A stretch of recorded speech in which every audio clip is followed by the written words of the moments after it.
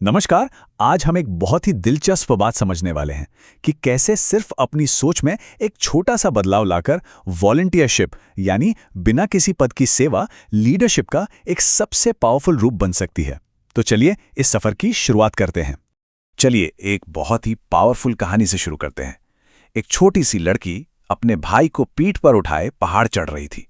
उसे देखकर एक पढ़े लिखे आदमी ने कहा, बेटी कितना बोझ उठा रखा है तुमने, थक गई होगी। उस लड़की ने जो जवाब दिया ना, वो सीधा दिल में उतर जाता है। उसने कहा, महाराज बोझ तो आपने उठा रखा है, ये तो मेरा भाई है। ये कहानी असल में हमें एक बहुत गहरी बात सिखाती है कि जिम्मेदारी कोई बोझ नहीं है जिसे ढोया जाता है, बल्कि ये एक पावर है, एक शक्ति है जिसे अपनाया जाता है। ये एहसास अंदर से आता है, किसी बाहरी पद या डेजिग्नेशन से नहीं। तो सच्ची जिम्मेदारी हो या सच्चा लीडरशिप, ये दोनों ही एक चॉइस हैं। तो सवाल ये उठता है कि लोग इस पावर को, इस जिम्मेदारी को अपनाने से अक्सर कतराते क्यों हैं? ऐसा क्या है जो हमें रोकता है? वो इसलिए क्योंकि हम सब एक बहुत ही आम जाल में फंस जाते हैं, और वो है ब्लेम गेम, यानी दोषारोपण का खेल। हम अक्सर अपने अतीत, हालात या अपनी कमियों को दोष देने लगते हैं। कई लोग कहते हैं, अरे मेरी हाइट थोड़ी कम है, लेकिन जरा लाल बहादुर शास्त्री जी को देखिए। कुछ कहते हैं, मेरी इंग्लिश उतनी अच्छी नहीं है, लेकिन आज दुनिया के बड़े बड़े नेता अपनी ही भाषा में बात करते हैं और पूरी दुनिया उन्हें सुनती है। और एक बात हमेशा याद रखनी चाहिए, इम्पैक्ट पहले आता है, पोजीशन बाद में। जब काम से असर पैदा होता है ना, तो पद अपने आप पीछे चला आता है।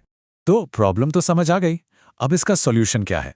चलिए एक बहुत ही सिंपल लेकिन पावरफुल समाधान की तरफ बढ़ते हैं। तो ये समाधान है क्या? ये 3 कमिटमेंट्स में छुपा है, जो एक सच्चे स्वयंसेवक की पहचान है। पहला, किसी को दोष मत दो।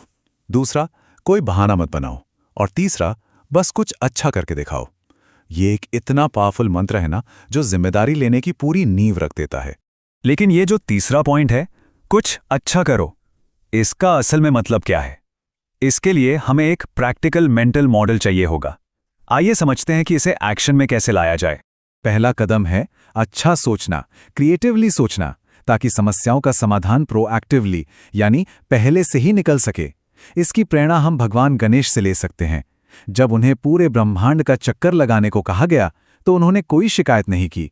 उन्होंने क्रिएटिवली सोचा और अपने माता पिता के ही चक्कर लगा लिए, ये कहते हुए कि उनका ब्रह्मांड तो उन्हीं के चरणों में है।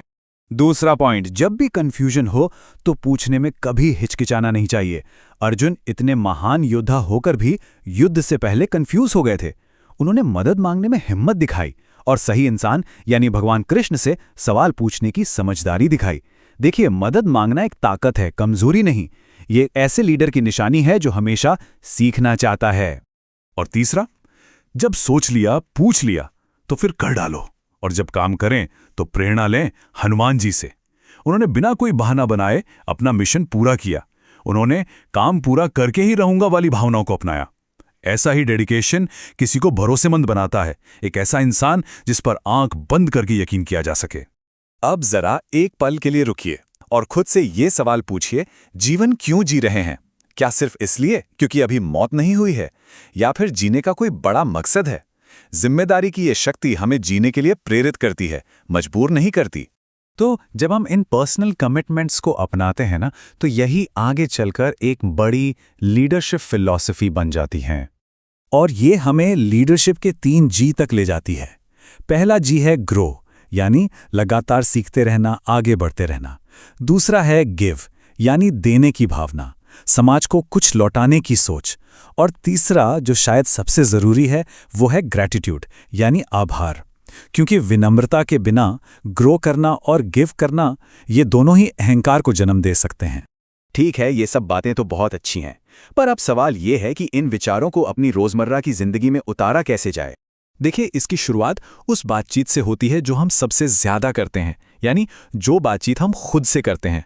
हमारी भाषा, हमारी सेल्फ टॉक, ये इतनी ज्यादा पावरफुल होती है कि हम अंदाजा भी नहीं लगा सकते। पॉजिटिव सेल्फ टॉक ही एक लीडर की मानसिकता को बनाती है। शास्त्रों में कहा गया है, यथा भाव तथा भवतु, मतलब जैसा हमारा भाव होता है वैसा ही हमारे जीवन में होता है। यूनिवर्स का एक सिंपल नियम है, तथास्तु, यानी ऐसा ही हो। सोचिए, अगर कोई लगातार खुद से कहता रहे कि जीवन एक संघर्ष है, तो यूनिवर्स भी कहता है तथास्तु। और अगर कोई ये कहता है कि मैं एक बदलाव ला रहा हूं, तो भी यूनिवर्स कहता है तथास्तु। तो चॉइस पूरी तरह से हमारी है। और आखिर में इस एक विचार पर जरूर गौर कीजिएगा।